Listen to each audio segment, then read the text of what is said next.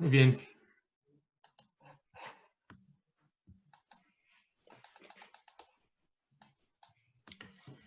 No cabe duda, hermanos, hermanas, que la crisis de salud que hoy enfrenta el mundo afecta también nuestras emociones, nuestra salud espiritual, nuestras relaciones y nuestra economía.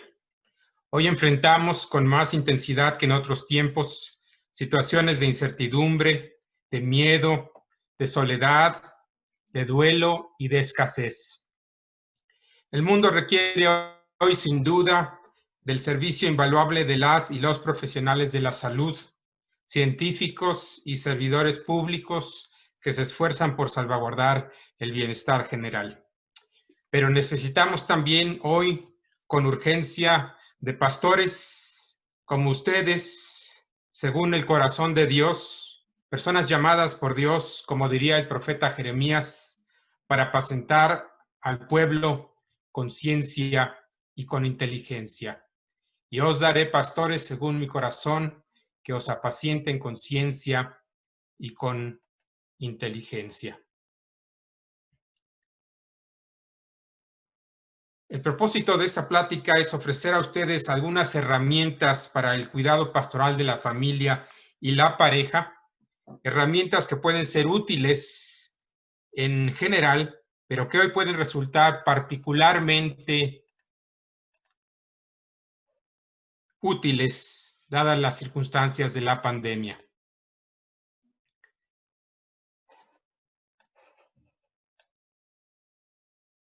Estas herramientas que voy a compartir con ustedes, mis hermanos, hermanas, emanan de la verdad bíblica, pero también se nutren del campo de la psicología. No hay, como ustedes lo saben, ni tiene por qué haber contradicción entre el cuidado pastoral y el cuidado psicológico. Porque así como los cristianos apreciamos, por ejemplo, la labor de los doctores, de los médicos, de los arquitectos, de los maestros, por mencionar solo algunos ejemplos, también apreciamos a quienes se han dedicado a estudiar el comportamiento humano y la salud mental. De hecho, la palabra griega terapeo, de la que proviene nuestra palabra castellana terapia, es una palabra bíblica. Según explica el teólogo pastoral Roberto Dijkstra, en el Nuevo Testamento, terapeo se traduce como servir, sanar o restaurar. En Lucas 9:11, por ejemplo, además de recibir y hablarle del reino de Dios a la gente, Jesús sana a los que necesitan ser curados. Y el verbo que el evangelista Lucas usa en ese versículo es precisamente la palabra terapeuo. Al respecto, Dijkstra concluye diciendo: terapeo no es una práctica extraña para Jesús, es más bien su quehacer, su línea de trabajo. Jesús no solo ejerce la labor terapéutica, sino que desde los tiempos bíblicos y también en nuestros tiempos nos invita a nosotros, a ustedes y a mí, tanto pastores como laicos, a ejercer esta tarea de servicio, de sanación y de restauración. Todos, mis hermanos, hermanas, podemos contribuir, sobre todo en nuestros tiempos difíciles, a la sanación, a la restauración de alguna o algunas otras personas. Por otra parte, hay que recordar también que la tradición reformada presbiteriana, desde sus orígenes, ha apreciado las formas en las que el conocimiento humano contribuye al bienestar general de la humanidad. Desde la perspectiva de Juan Calvino, los seres humanos, como ustedes recordarán, somos pecadores. Todas las áreas y aspectos de nuestra vida han sido trastocados por el pecado. Pero esto no implica que Dios hubiese abandonado a su suerte a la humanidad. Según Calvino, el Espíritu de Dios distribuye, en la medida que Él dispone, la gracia general de Dios. Si bien esta gracia general no salva, no redime al pecador, sí contribuye al bienestar general de la humanidad. Para Calvino, no reconocer al Espíritu de Dios como fuente de esta gracia constituye ni más ni menos que una afrenta contra Dios mismo. Es por eso que la tradición reformada estudia e incorpora elementos del conocimiento humano que resultan pertinentes, en este caso, para el cuidado pastoral del pueblo de Dios, siempre y cuando, desde luego, estos principios no se opongan a los principios y al consejo supremo de la Sagrada Escritura.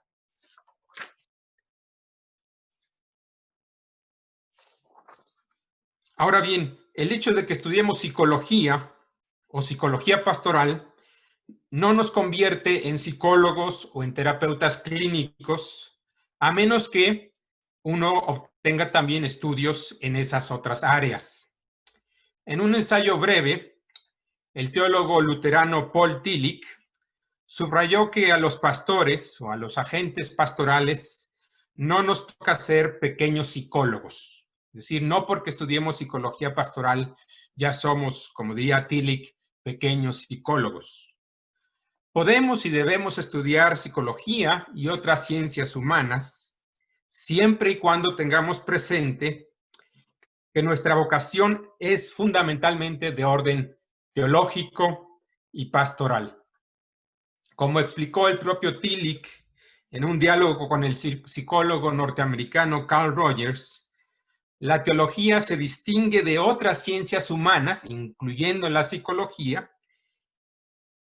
en que la teología cuenta con el lenguaje y los símbolos necesarios para hablar de lo que él llamaba la dimensión vertical. En otras palabras, la teología cuenta con el lenguaje para hablar de Dios.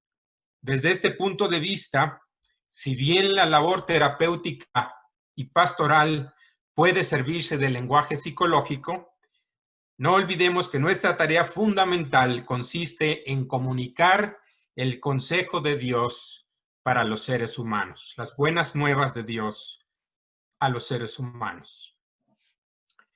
Pero la teología no es, como algunos supusieron en la antigüedad, una ciencia especulativa que nada tiene que ver con la vida. El teólogo checoslovaco Milano Pochenski, que algunos de ustedes conocieron porque visitó México por allá de los años 95, 96, cuando él era el secretario de lo que entonces se llamaba la Alianza Mundial de Iglesias Reformadas. Él dice lo siguiente respecto a la función de la teología, una cita maravillosa. Él decía, la teología está relacionada con la vida. Su propósito es sanar, liberar, habilitar y enriquecer. A la luz de estas palabras nos preguntamos hoy, ¿cómo podemos cuidar de la familia, de las familias y de las parejas en estos tiempos tan difíciles? A continuación, algunas ideas generales. En primer lugar, hay que subrayar que nuestra competencia pastoral proviene de Cristo, quien, según Pedro, es el príncipe de los pastores. Es el Espíritu de Cristo quien nos conduce a la verdad en las situaciones más difíciles que enfrentamos en nuestro desempeño o nuestra tarea pastoral. Esto requiere, desde luego, el ejercicio de los medios de gracia para procurar nuestro propio bienestar espiritual. Este es un principio preliminar que debemos tener muy en cuenta. El acompañamiento pastoral de otros requiere paralelamente el cuidado pastoral del ministro y su familia.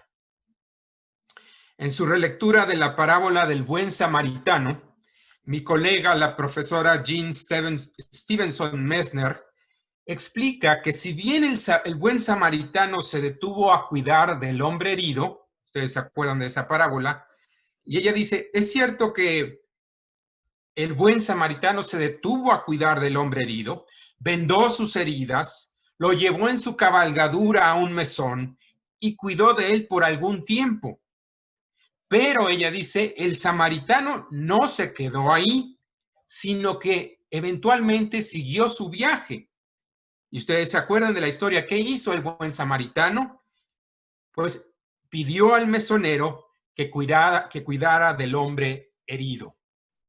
En otras palabras, el buen samaritano cuidó de la persona herida, pero también cuidó de sí mismo.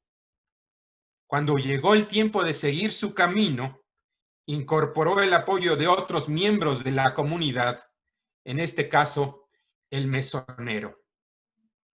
Por esta razón, es necesario, mis hermanos pastores, ancianos, diáconos, hermanas de las sociedades femeniles y de la congregación en general, es necesario que evaluemos constantemente nuestro bienestar.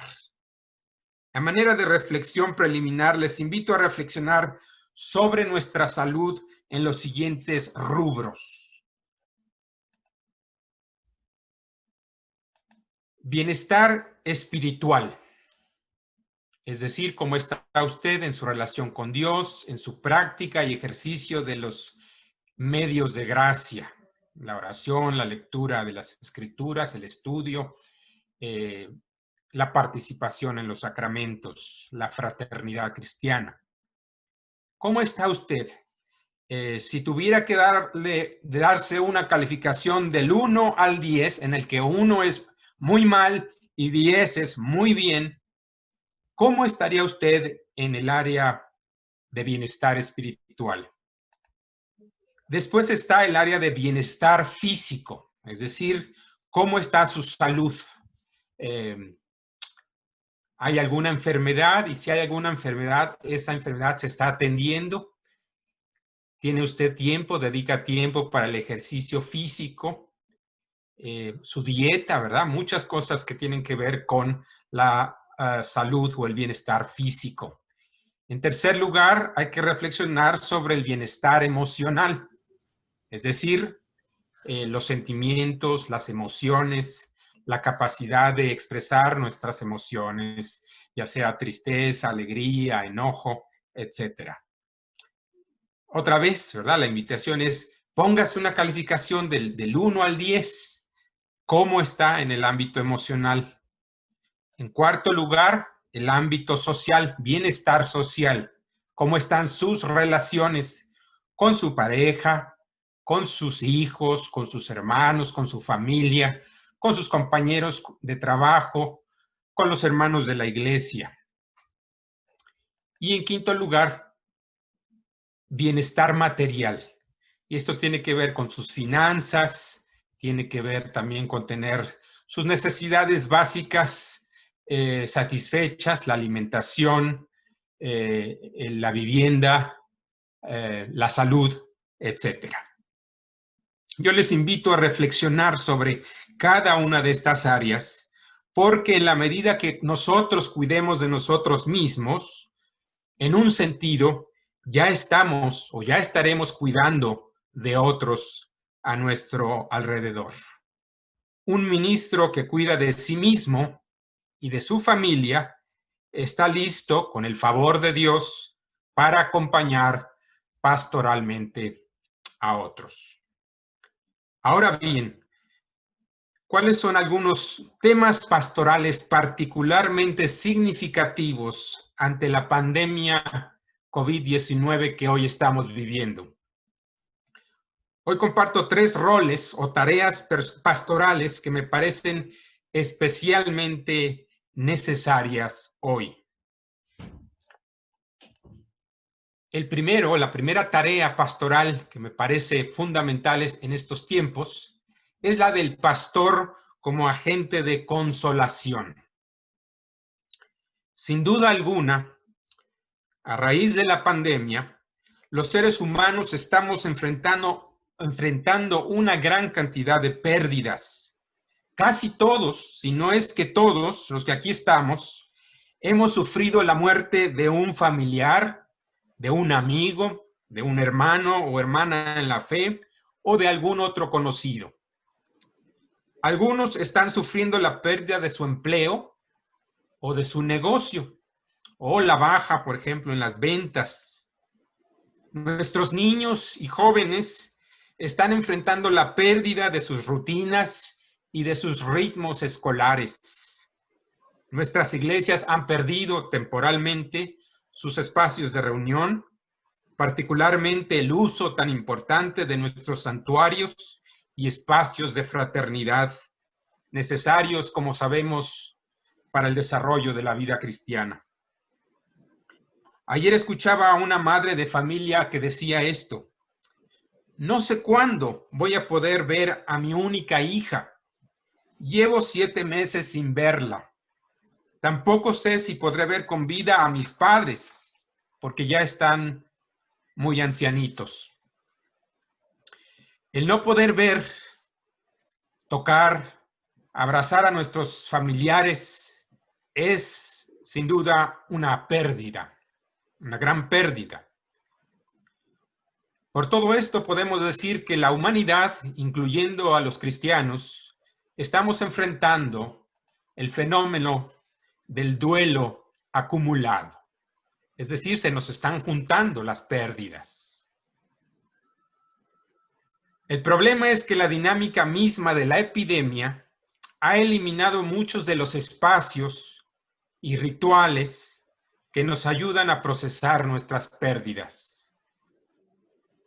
Hace tiempo el investigador norteamericano Kenneth Doka desarrolló el concepto de disenfranchised grief, eso es en inglés, y hasta ahora yo no he encontrado una traducción técnica de esa palabra, pero yo le he llamado el duelo atorado. Es decir, un duelo que llevamos como en el pecho, en el corazón, y que no hemos tenido el tiempo o el espacio para procesar debidamente. Según Doka, el duelo atorado, él dice, es el duelo que la gente enfrenta cuando incurren en pérdidas que no son reconocidas y procesadas públicamente o que no reciben reconocimiento y apoyo social. Las pérdidas generadas por y durante la pandemia generan duelo atorado precisamente porque no son reconocidas y procesadas públicamente.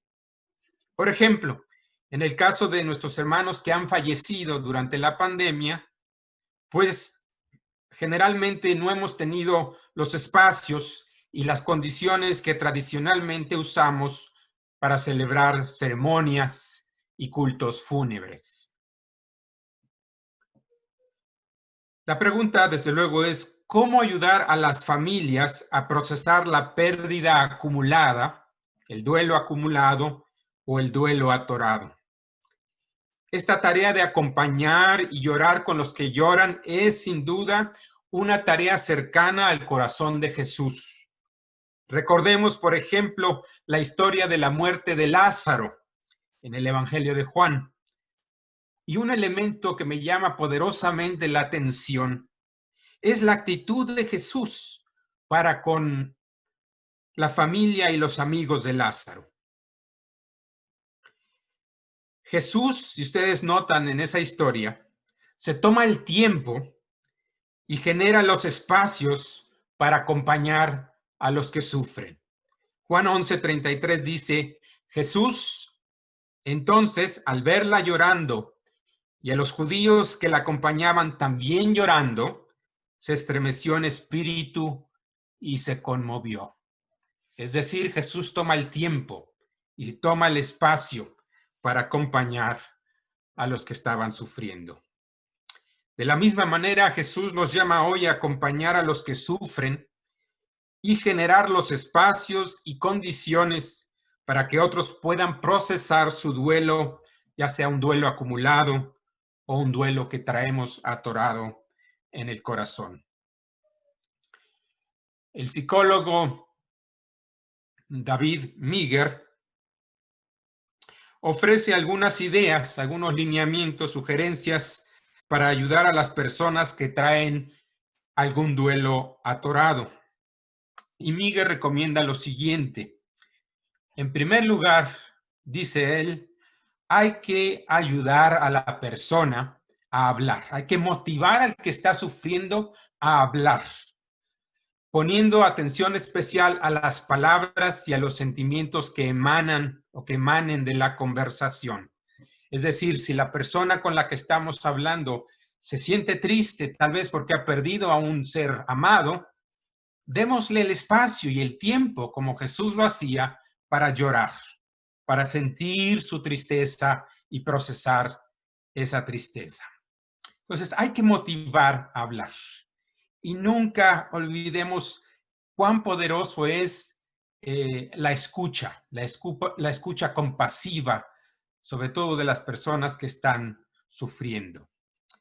En segundo lugar, Miguel sugiere ayudar al que sufre a procesar el duelo. Por ejemplo, si se trata de la muerte de un ser querido, se puede invitar a la persona o a la familia a escribir poemas en memoria de la persona que ha fallecido o cartas al ser querido que ha muerto. Y cuando fuera posible, en el futuro, visitar la tumba o celebrar cultos memoriales.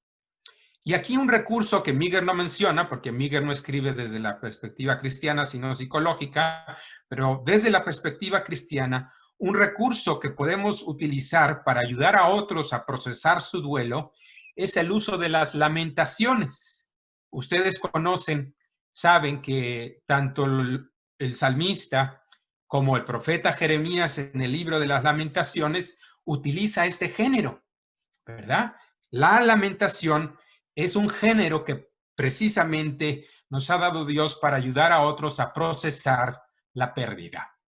Lamentar con palabras, con oraciones, la pérdida, ya sea de un ser querido, de un trabajo, de un espacio que teníamos y que ya no tenemos. Todo eso tiene que ver con procesar, ayudar a la persona a procesar la pérdida. En tercer lugar, Miguel sugiere que ayudemos a la persona a expresar sus memorias. ¿Y cómo podemos ayudar a las personas a expresar sus memorias? Pues a través de fotografías, de música, de himnos, de textos favoritos, ¿verdad? Podemos recordar cuáles eran los himnos favoritos de nuestra hermana o de nuestro hermano que falleció, o cuáles eran sus textos de la Biblia predilectos. O, ¿verdad? Podemos sacar un álbum de fotografías en familia y compartir y recordar juntos al ser amado. En cuarto lugar, Miguel dice que parte de nuestra tarea es ayudar al que sufre a retomar el control de su vida. ¿Por qué? Porque cuando sufrimos una pérdida muy grande, por ejemplo, vamos a decir la pérdida de su empleo. Sabemos que muchas personas han perdido su empleo a raíz de la pandemia, por la contracción de la economía o de la actividad mercantil. Entonces Miguel dice, una cosa que se puede hacer con el que ha sufrido una pérdida importante es ayudarle a pensar en algunas estrategias para enfrentar su nueva realidad. Es decir, hay que ayudarle a retomar el control de su vida. La persona cuando está enfrentando el sufrimiento, la pérdida, el trauma, y ustedes lo saben porque todos hemos pasado por eso, como que uno no piensa muy bien, ¿verdad? Porque estamos tristes, porque estamos decaídos. Entonces, un pastor, un anciano, un diácono, una hermana puede ayudarnos a pensar en estrategias para enfrentar nuestra nueva realidad y de esta manera ayudar a retomar el control de nuestra vida. Y en quinto lugar, Miguel sugiere ayudar a la persona a encontrar otros apoyos. A veces, ¿verdad? La gente puede beneficiarse del apoyo de grupos pequeños, de terapia grupal, o inclusive en casos muy necesarios, de terapia profesional. Esto es importante reconocerlo. Como pastores no siempre podremos solucionar todos los problemas. Como decimos coloquialmente, no somos ajonjolí de todos los moles, ¿verdad? Entonces, hay ocasiones en las que será necesario y conveniente buscar la ayuda de un profesional, ¿verdad? Tal vez de un médico, de un psicólogo, de un terapeuta, de un trabajador social, etcétera. Pero al interior de nuestras iglesias también tenemos recursos para apoyar a la gente que está sufriendo, como el ministerio diaconal, ¿verdad? Que está primordialmente en las manos de los diáconos, pero no exclusivamente. Las sociedades femeniles, las sociedades de jóvenes, también pueden constituirse como grupos de apoyo para las personas que están sufriendo. Todo esto tiene que ver con el ministro en su tarea como agente de consolación. En segundo lugar, la segunda área a la que quiero referirme es el pastor como agente de reconciliación. Primero hablamos de consolación, ahora hablamos de reconciliación. La pandemia que estamos viviendo requiere que los pastores contribuyamos a la reconciliación de las personas, de las familias y de las comunidades. Desde luego, parte de nuestra vocación pastoral es invitar a otros a reconciliarse con Dios. Como dice Pablo en 2 Corintios 5:20, os rogamos en nombre de Cristo, reconciliaos con Dios. La reconciliación, desde luego, presupone la reconciliación con Dios. Pero la tarea de la reconciliación implica también la reconciliación entre padres e hijos, entre hermanos, parejas, amigos, vecinos, etc. Aunque los conflictos interpersonales no son nada nuevo, ni no son exclusivos de la pandemia, es un hecho que las condiciones generadas por la pandemia, especialmente el fenómeno del confinamiento, han contribuido a exacerbar los conflictos interpersonales. Por ahí ya hay algunas estadísticas de cómo la violencia intrafamiliar o la violencia doméstica ha aumentado durante el tiempo del confinamiento. Y aquí quiero darles un ejemplo para que pensemos un poquito. Este es un ejemplo hipotético, es decir, es un ejemplo que yo estoy inventando, pero que podría parecerse, ¿verdad?, alguna situación real. Esta es la situación que yo estoy planteando, un escenario hipotético. Gaby y Luis llevan casados 7 años. Gaby y Luis son miembros de una congregación presbiteriana en el Estado de México. Tienen 2 hijos, un niño de 6 años y una niña de 4. Gaby trabaja como maestra de primaria y Luis trabajaba en el aeropuerto de Toluca, pero recientemente fue despedido debido a la reducción de vuelos.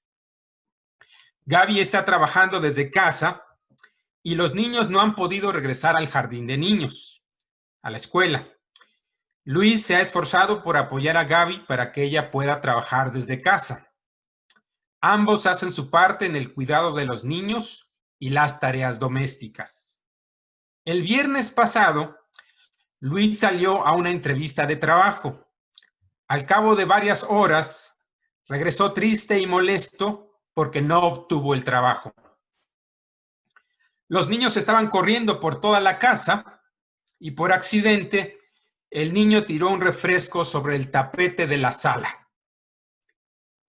Y ya se imaginarán, ¿verdad? Luis se molestó con los niños y empezó a gritarles. Gaby se molestó con Luis por gritarle a los niños. Y Luis se molestó con Gaby. El enojo momentáneo generó una acalorada discusión sobre la falta de dinero para pagar la renta y otros gastos de la casa. Se enojaron mucho, pelearon verbalmente Gaby y Luis. Un par de días después, Gaby y Luis deciden hablarle a su pastor para agendar una cita para obtener consejería pastoral por Zoom, ¿verdad? Porque como no se pueden ver en persona, deciden verse por Zoom. Este es el escenario hipotético. La pregunta es, ¿Cuál sería una respuesta pastoral pertinente para la situación que está viviendo esta pareja de Gaby y Luis? Bueno, desde luego, congruentes con nuestra identidad cristiana, reformada, hay que acudir al texto bíblico, hay que buscar maneras para hacer uso de los medios de gracia, para pacificar y procurar la reconciliación entre Gaby y Luis. Por ejemplo, el pastor podría recordarles el consejo divino en Colosenses 3:13, que dice, como ustedes recordarán, soportándoos unos a otros y perdonándoos unos a otros si alguno tuviera queja contra otro. De la manera en que Cristo os perdonó, así también hacedlo vosotros.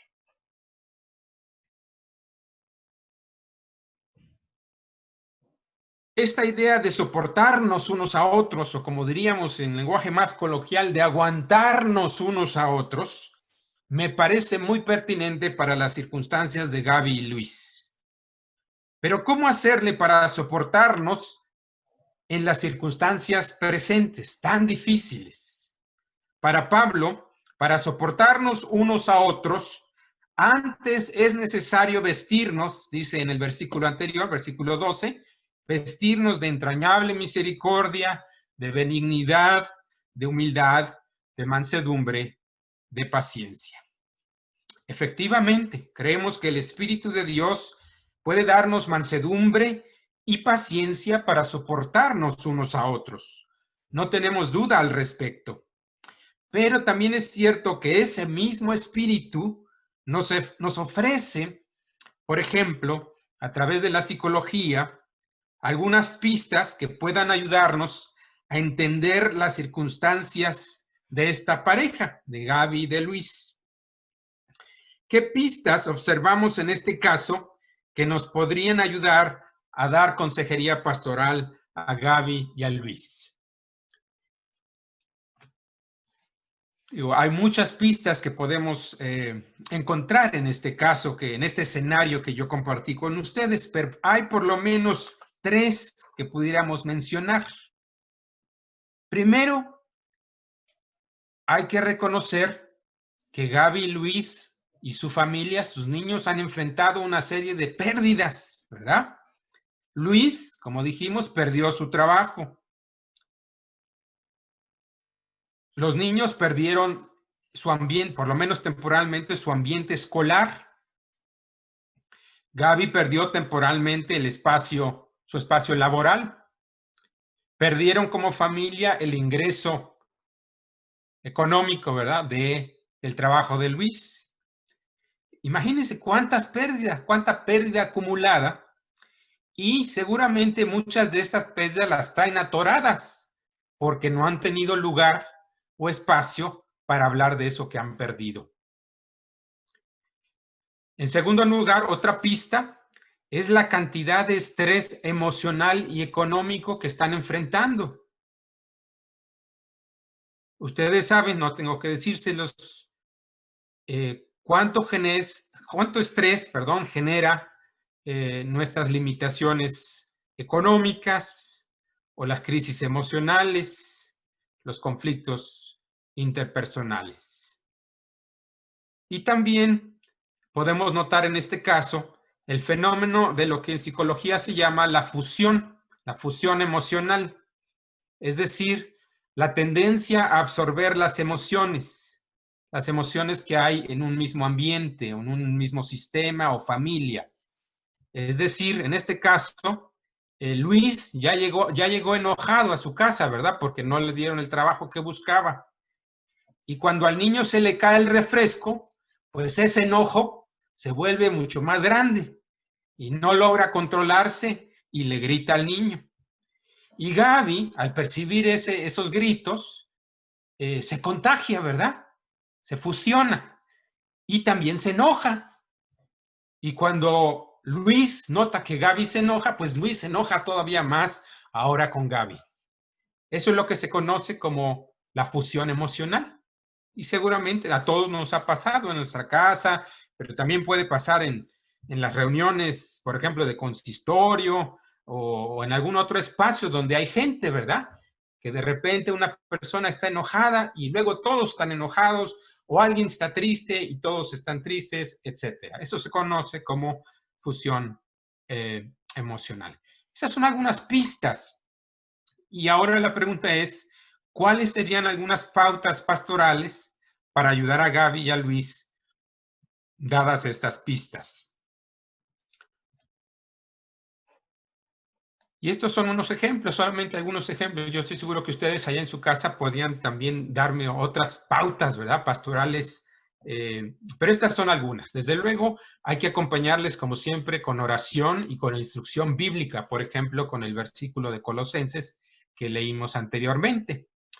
Pero también hay que hacer espacio para que Luis y Gaby puedan hablar de esas pérdidas y de ese estrés que están viviendo. ¿Por qué? Porque seguramente no han tenido el tiempo ni el espacio para hablar, ¿verdad? Y a veces las cosas verdaderamente se solucionan hablando, sobre todo ante la presencia de una persona compasiva.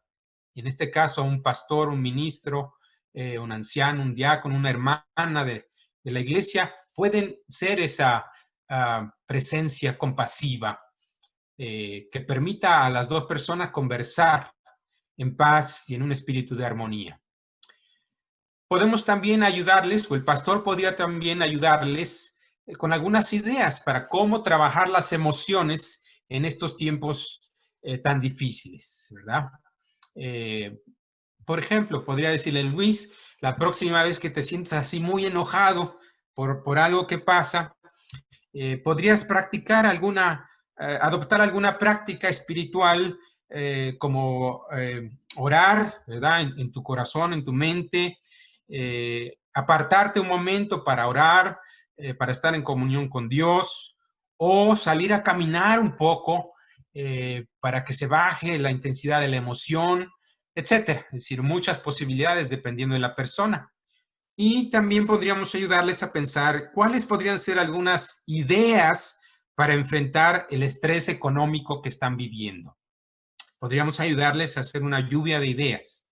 Por ejemplo, ¿sería posible hacer algún recorte, algún gasto superfluo que a lo mejor se le está escapando a la pareja por ahí? Y en último lugar, desde luego, también como iglesia, debemos considerar que otra manera de ayudar sería solicitar la ayuda de los diáconos, ¿verdad? Si los diáconos cuentan con un fondo económico o en especie, ¿verdad? Despensas u ofrendas para ayudar a esta pareja, esa sería otra posibilidad. Todo esto tiene que ver con el ministro, el pastor, como agente de reconciliación. Y en tercer y último lugar, quiero compartir con ustedes algunas reflexiones sobre el pastor como agente de esperanza. En tiempos de pérdida acumulada y de pérdida atorada, de escasez, de confusión, de incertidumbre, en síntesis, en tiempos de desesperanza, los pastores somos llamados a ser agentes de esperanza. Aquí recordamos las palabras del salmista. Estoy seguro ustedes conocen bien. Diré yo a Jehová, esperanza mía y castillo mío, mi Dios, en quien confiaré.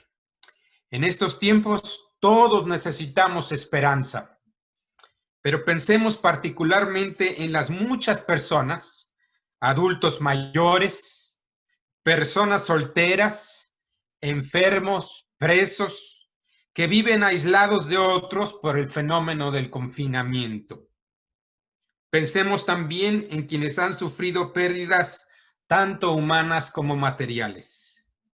Para muchas de estas personas, hermanos nuestros, una llamada, una videollamada, un mensaje de texto, un mensaje por redes sociales, unas flores, una despensa, cualquier otro gesto de amor fraternal puede ser un bálsamo de gozo y de esperanza. El teólogo pastoral Donaldo Capps dice lo siguiente respecto al papel del ministro como agente de esperanza. Y aquí lo cito.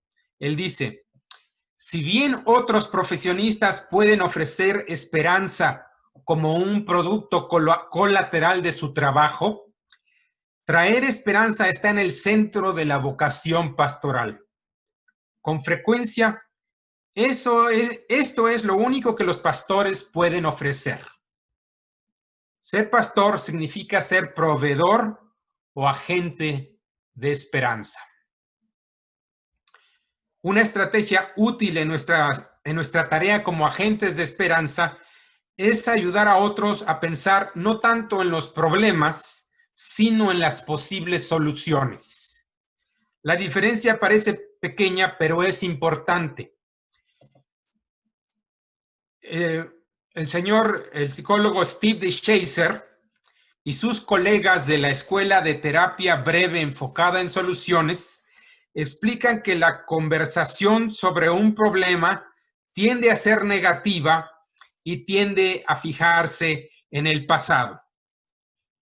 En cambio, si pensamos en soluciones, la conversación se vuelve más positiva y esperanzadora y se fija más que en el pasado, en el futuro. Aquí comparto con ustedes 7 principios de la Escuela de Terapia Breve enfocada en soluciones que yo creo pueden aplicarse muy bien a nuestra labor pastoral. La primera es la búsqueda, ya la mencioné, la búsqueda de soluciones es más esperanzadora que la exploración de los problemas. Entonces, aunque es una pequeña diferencia, resulta más útil hablar de la solución que del problema. El segundo principio es, si no está descompuesto, no busque arreglarlo. Es decir, si no hay problema, no le busque, ¿verdad? Si no está descompuesto, no busque arreglarlo. En tercer lugar, si algo está funcionando, hay que seguir haciéndolo. En cuarto lugar, lo contrario, ¿verdad? Si algo no está funcionando, hay que hacer algo distinto. 5. Los pequeños pasos pueden generar grandes cambios. Sexto, ningún problema es permanente. Siempre hay excepciones. Aunque no parezca, siempre hay por lo menos una pequeñita excepción al problema. Y en séptimo lugar, el futuro puede recrearse, es decir, podemos modificar el futuro. Desde luego, desde nuestra perspectiva cristiana diríamos, con la ayuda, ¿verdad? Y el favor de Dios. Y aquí déjenme darles otro ejemplo. Supongamos que usted está dando cuidado pastoral a un adulto mayor que se siente triste y desesperanzado por las circunstancias presentes. Vamos a decir que se llama Roberto. Y este es otro caso hipotético. El hermano Roberto le habla a usted por teléfono y le dice, pastor, fíjese que no me he sentido bien últimamente. Estoy triste y me siento solo. Llevo más de 7 meses sin poder ver a mis hijos y a mis hermanos de la iglesia. Como que estoy perdiendo la esperanza, pastor. Y aquí la pregunta otra vez para nosotros. ¿Cómo podríamos responder a la situación del hermano Roberto? Además de acompañar a Roberto en oración y ofrecerle palabras de aliento de la Biblia, desde luego hay que hacerlo. En este caso podríamos, por ejemplo, aplicar la idea de que ningún problema es permanente, que siempre hay una excepción. Por ejemplo, yo podría responderle al hermano Roberto con estas palabras, imaginariamente otra vez. Hermano Roberto, comprendo que se sienta desesperanzado. No es para menos, ¿verdad? Dadas las circunstancias. Las circunstancias que estamos viviendo son muy difíciles. Pero déjeme preguntarle lo siguiente. En las últimas semanas y días, ¿En qué momento se sintió, aunque sea un poquito mejor? Aunque sea un poquitito mejor. Díganme ustedes, ¿qué estoy haciendo con esta pregunta? Estoy buscando la excepción. ¿Se acuerdan del principio 6 que acabamos de leer de la terapia breve enfocada en soluciones? Dice que ningún problema es permanente, que siempre hay excepciones. Con esta pregunta, yo estoy buscando la excepción en el caso del hermano Roberto. Supongamos que el hermano Roberto me responde: caray, pastor, pues la verdad es que casi todo el tiempo me siento triste. Pues por mi soledad, pastor. Pero ahora que lo menciona, me siento un poquito mejor siempre que me habla mi hija por teléfono. Fíjense qué maravilloso. Aquí hemos encontrado la excepción o una excepción.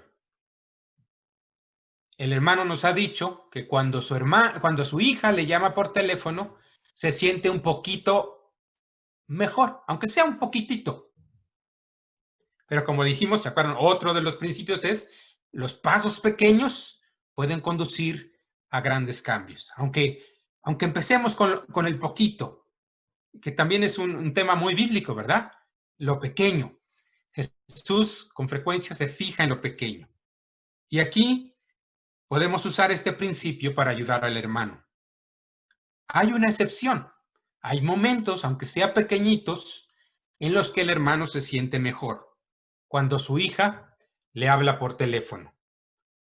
Entonces, ¿qué habría que hacer? Pues habría que sugerir, ¿verdad? Desde luego, que pueda hablar con su hija más seguido.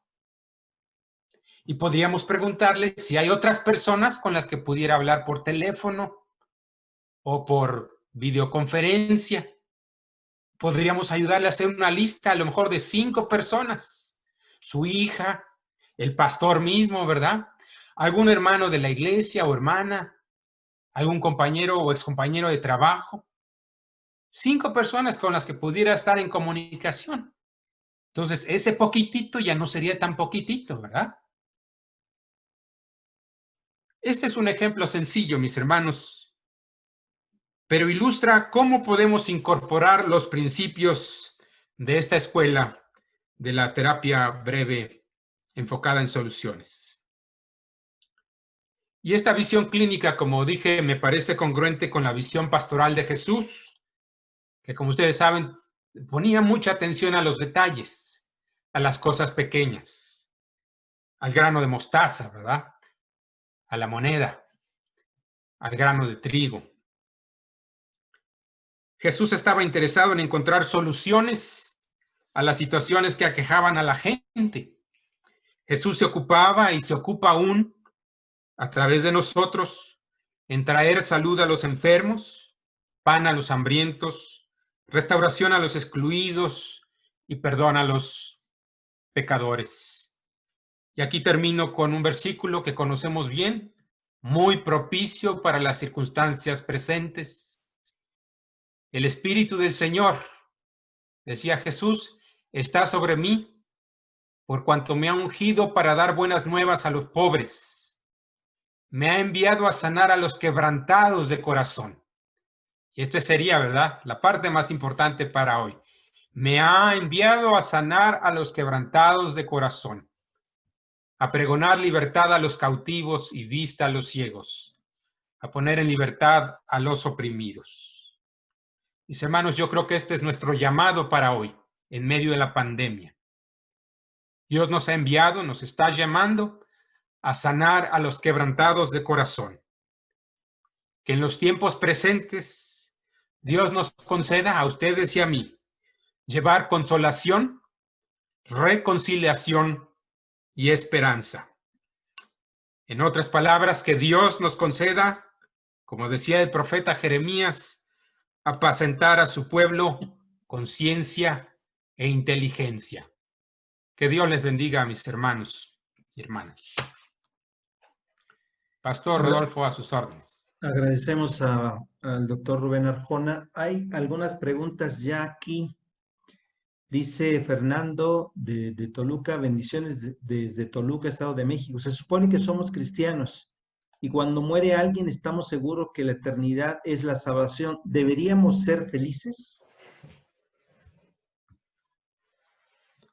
No te escuché lo último. ¿Deberíamos qué? ¿Ser felices? Dice, cuando muere alguien estamos seguros que la eternidad es la salvación. ¿Deberíamos ser felices? Muy buena pregunta de mi hermano. Desde luego que la certeza de la salvación en Cristo es una razón para la dicha, para la alegría, para la felicidad. Pero también es cierto que somos seres humanos y que la pérdida de un ser amado, la separación, aunque sea temporal, pues nos duele, ¿verdad? Y es legítimo.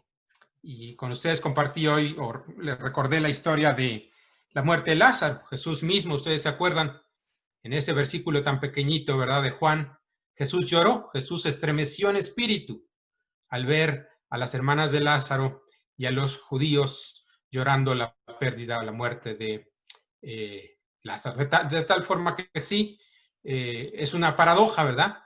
En un sentido hay dicha, porque sabemos que nuestro hermano está en la presencia de Dios, pero en otro sentido nos duele que no esté con nosotros. Y esa es la parte que nos toca trabajar como pastores y cristianos, el duelo de la persona que ha perdido al ser amado.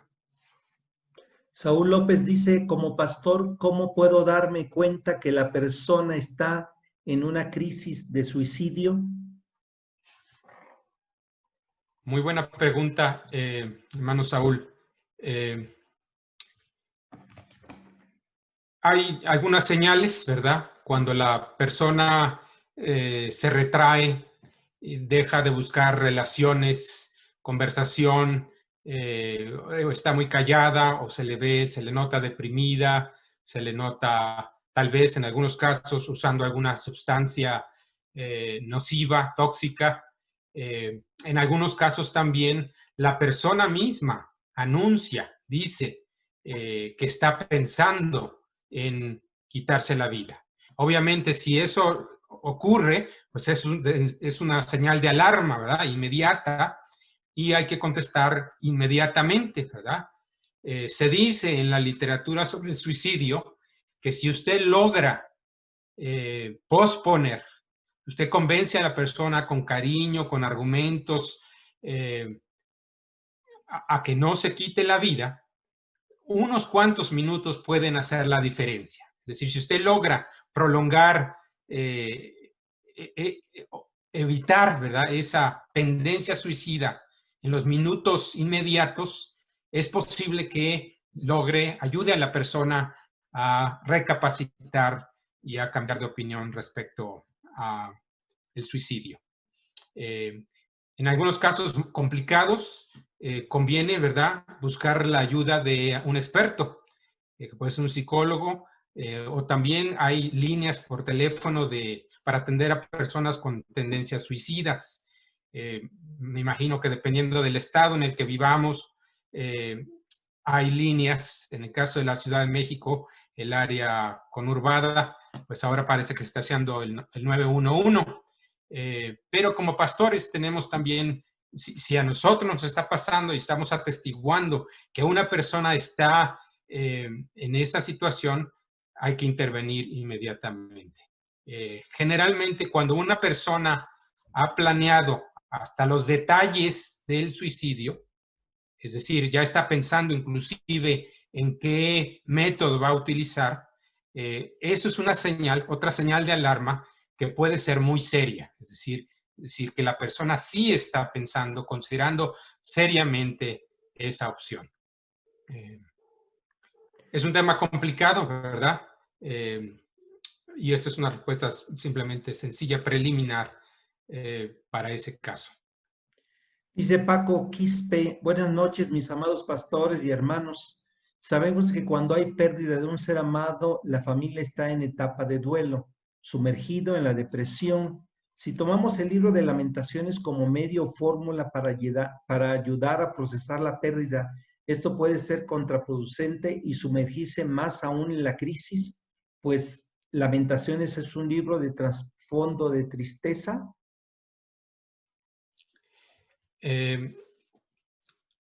Muy buena pregunta. Desde luego, como decíamos, el duelo es un proceso y las lamentaciones podrían utilizarse precisamente para encauzar ese sentimiento de dolor, de sufrimiento por la pérdida del ser amado. Esto no quiere decir que la persona o la familia deba permanentemente estar en esa nota de las lamentaciones. Y el libro de los Salmos lo ilustra muy bellamente porque si bien Salmos tiene, como ustedes saben, salmos muy duros, o los llamados salmos imprecatorios, salmos en los que se expresan sentimientos muy fuertes como la tristeza, el enojo, la pérdida. También hay salmos en los que se expresa alegría, esperanza, fraternidad, alabanza, desde luego, a Dios. Entonces, lo importante aquí sería recordar que el duelo es un proceso y que no vamos a quedarnos en la etapa solamente de la tristeza, sino que eventualmente hay que avanzar, ¿verdad? Para que el hermano finalmente, o la persona, la familia, acepte la pérdida y pueda caminar hacia la esperanza, hacia la consolación, hacia la resignación. Es un proceso, entonces sería peligroso si solamente nos quedáramos en las lamentaciones, ¿verdad? Pero de la lamentación hay que pasar al gozo eventualmente. Es un proceso que no es fácil, pero hay que recordar sobre todo que el duelo es un proceso que no es lineal, sino que a veces es más bien un proceso dinámico, ¿verdad? Como una espiral. A veces nos sentimos mejor, a veces ya no nos sentimos muy bien, pero finalmente la meta, desde luego, del acompañamiento pastoral y psicológico es ayudar a la persona a superar la pérdida. Dice Víctor Hugo Hernández, buenas noches. ¿Cuánto tiempo se puede acompañar a las personas en la crisis que está pasando? Un tiempo aproximado, ya que algunos no aceptan esa realidad. Muy buena pregunta también. Mire, la literatura, por lo menos en la literatura pastoral en Estados Unidos, en Norteamérica, se aconseja mucho a los pastores no pasar de 5 sesiones de consejería pastoral. 3, 4, 5 sería la regla general. ¿Por qué? Porque si nos pasamos de 5, se generan una serie de dinámicas que pueden generar, entre otras cosas, dependencia emocional, lo que en psicología se conoce como transferencia y contratransferencia. Y podría también dar la impresión de que el pastor ya no está haciendo tanto trabajo pastoral, sino más bien de carácter terapéutico en el sentido estricto, en el sentido clínico. Y la mayoría de nosotros no tenemos la preparación, a menos que hayamos estudiado también psicología o alguna otra psicoterapia o psiquiatría. No tenemos, ¿verdad?, la preparación para acompañar a un hermano o hermana por mucho tiempo. Ustedes saben que la psiquiatría, por ejemplo, requiere muchas sesiones a lo largo de mucho tiempo. En general, los pastores no debemos, esa es una regla general, ofrecer más de 5 sesiones continuas. Es decir, a lo largo del tiempo, si pasan los años y el hermano vuelve a requerir ayuda, pues podemos volver a intervenir. Pero no más, por lo general, no más de 5 sesiones continuas. Dice Ana Jiménez Roldán, ¿fusión emocional, engancharse? Sí, podría ser una manera coloquial de llamarle a la fusión emocional. La fusión es lo opuesto de lo que se conoce como diferenciación. Es decir, cuando yo soy incapaz de separar mis sentimientos de los de la otra persona. Vamos a volver al ejemplo, si de alguna pareja, si yo estoy muy enojado, si mi esposa está muy enojada por alguna situación, la tendencia va a ser a que yo me enoje, me contagie o me enganche, como dice la hermana, con ese enojo, ¿verdad? La respuesta saludable sería diferenciarme. ¿Qué quiere decir eso?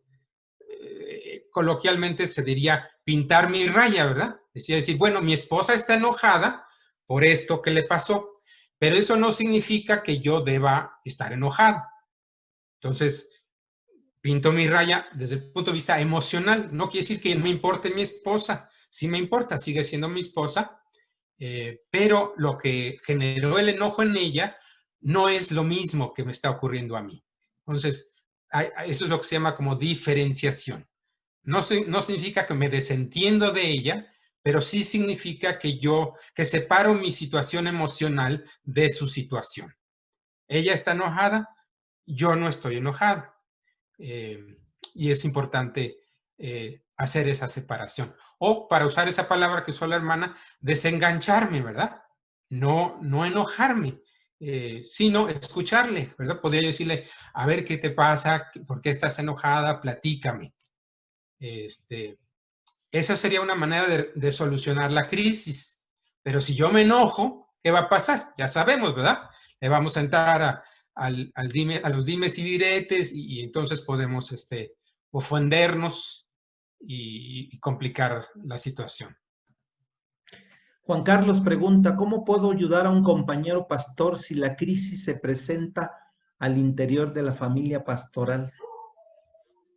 Bueno, esa es una pregunta, yo diría la pregunta del millón. Precisamente por eso empecé recordándonos que para ayudar a otros como pastores debemos primero procurar el bienestar personal y de nuestra familia. Y es cierto, es una pregunta muy buena, que a veces los que están sufriendo somos nosotros, los pastores, nuestros pastores. Entonces, es muy importante que los pastores también tengan a quien acudir, ya sea otro pastor o pastor de otra iglesia o inclusive un pastor de otra denominación a quien podamos acudir para también recibir apoyo, consejería, apoyo espiritual, consejería pastoral.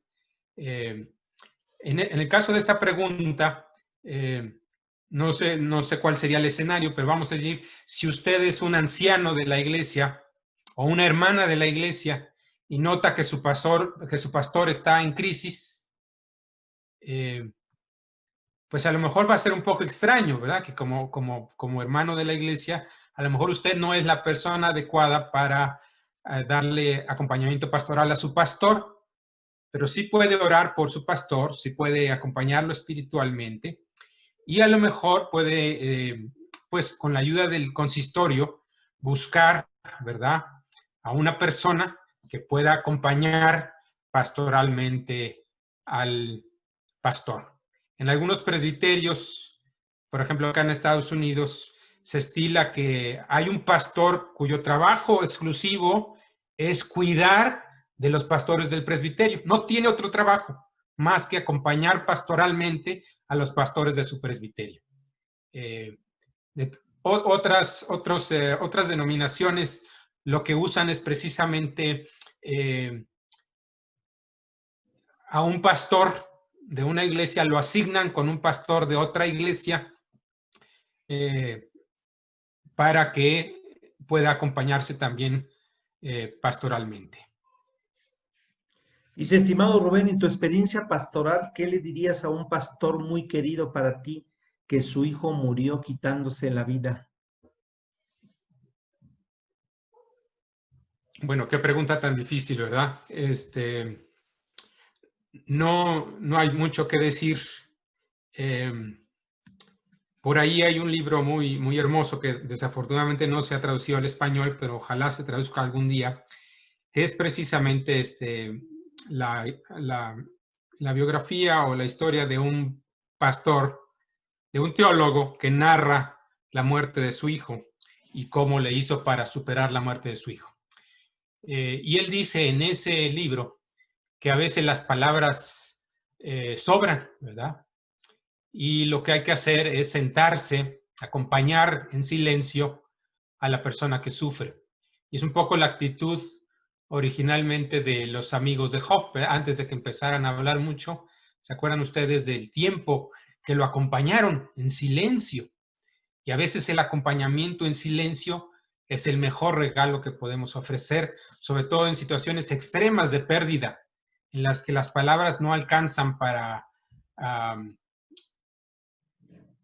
describir el tamaño de la pérdida. Así que si yo estuviera en esa situación, pues acompañaría literalmente, ¿verdad? Me sentaría junto a él para acompañarlo en su dolor y escucharlo, ¿verdad? La escucha es uno de los mejores regalos que podemos ofrecerle a una persona que está sufriendo. No es tanto lo que digamos, sino la capacidad profunda, genuina y sincera de poder escuchar a la otra persona. Aquí Edgar Díaz dice que como recomendación a los hermanos y hermanas que hay una línea denominada línea de la vida, un 800, 901, 2000, y que es a nivel nacional para la atención a la prevención del suicidio. Entonces, aquí pueden tomar nota de los que querían una información. Gracias a los organizadores, Pastor Rodolfo Ramos, a nuestros expositores, Señor les bendiga por este tema muy aceptado en este tiempo de pandemia. Saludos. Y la última pregunta de Cecia, de aquí de Toluca, ¿cómo puedo ayudar a un matrimonio en el que hay infidelidad? Bueno, es un caso muy complicado. Depende de quién se trate y depende también de quién es la persona que está ofreciendo el cuidado pastoral. Vamos a suponer que usted, bueno, si se trata, la pregunta la hizo una hermana, vamos a suponer que la hermana pues sabe, ¿verdad? O ha atestiguado, vamos a decir, la infidelidad. Pues sería un caso difícil, pero habría que, posiblemente, si se trata en el contexto de la iglesia, de buscar el apoyo pastoral pues, de un ministro, de un pastor, hacia la pareja. La infidelidad es un problema complejo porque quiere decir que ha habido una ruptura de tipo emocional, ¿verdad? No solamente de tipo físico, sino de tipo emocional. Y hay que poner la infidelidad en su contexto. Desde luego, eso no justifica la infidelidad. Sabemos muy bien lo que dice la palabra de Dios al respecto, pero es importante ponerlo en su contexto para poder atenderlo. Yo creo que un pastor, por lo general, a lo mejor pastores con mucha experiencia pastoral, tendrían algunas herramientas espirituales, bíblicas, para ayudar a la persona a empezar a dialogar. Pero es muy posible que el pastor tenga que referir a esa pareja a un terapeuta de pareja, a un especialista en parejas, porque la infidelidad es un fenómeno muy, muy complicado que requiere intervención generalmente de orden psicológico, de orden terapéutico. Esto no quiere decir que el pastor se deba zafar, ¿verdad? Al pastor también tendrá la tarea, la labor de acompañar espiritualmente a la pareja. Y al principio, y en muchos casos, es el pastor el que ayuda a la pareja a empezar a dialogar y empezar a hablar sobre las implicaciones de la infidelidad y las posibles soluciones a la infidelidad. Es un fenómeno muy complicado y claro, tendríamos que ver las situaciones precisas, ¿verdad? En cualquier escenario pastoral se pueden dar lineamientos generales, pero los lineamientos precisos dependerán de las circunstancias específicas de la pareja, de la iglesia, del pastor, del contexto social, económico, etc. Sí, finalmente ya no hay ninguna pregunta y queremos agradecerle por parte del presbítero Juan Knox del Centro al doctor Rubén Arjona desde allá de Denver que nos haya dado este tiempo con todas las ocupaciones que pueda implicar. Saludamos a aquellos que están de Nueva Jersey, a alguien de Michoacán, están de Perú, de Toluca, de Tuxtla Gutiérrez, de Tuxpan, de Morelos, de Oaxaca, de Acapulco, de Mérida, de Monterrey. Pues agradecemos a todos los que están, un abrazo fuerte. Y antes que nos podamos despedir y agradeciendo al doctor Rubén Arjona por este tiempo, queríamos tomar la foto, pero pues algunos tienen apagado su cámara. ¿Creen que puedan prender su cámara para tomarles la foto? Por favor. Si no están peinados, pues no se tomen la foto, ¿verdad? Sí, sí. Pero si están peinados, pues no habrá problema para ya, a ver, tomar la foto de los que estamos ahorita aquí. Todos, algunos no abrieron, pero está bien, pero así. A ver, dije, porque no puedo tener a todos, pero no se mueva un momentito. Ahí va la otra. Sí, pues, unos hasta con sonrisa, así debe de ser, sonriendo, ¿verdad? Sonriendo. Gracias a todos los que abrieron su cámara, a los que no, pues está bien, ¿no? Nada más va a aparecer el nombre de ustedes. Y agradecemos hoy la bendición de poder estar aquí. Ahí pusieron otra pregunta, dice, saludos desde Perú, de Ayacucho, Paco.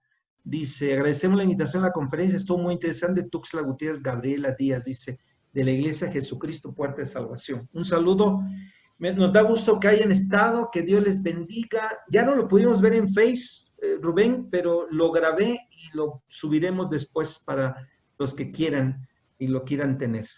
Es un gusto saludarnos, nos despedimos, que Dios les bendiga, un abrazo fuerte, felicidades Rubén, que cumpliste ayer 15, 16, ¿cuántos? Bueno, no se puede decir, ¿verdad? Pero ayer cumplió años Rubén, entonces le damos un abrazo fuerte, ¿no? Dios te bendiga y estamos en contacto. Que estén bien, buena tarde, hasta pronto.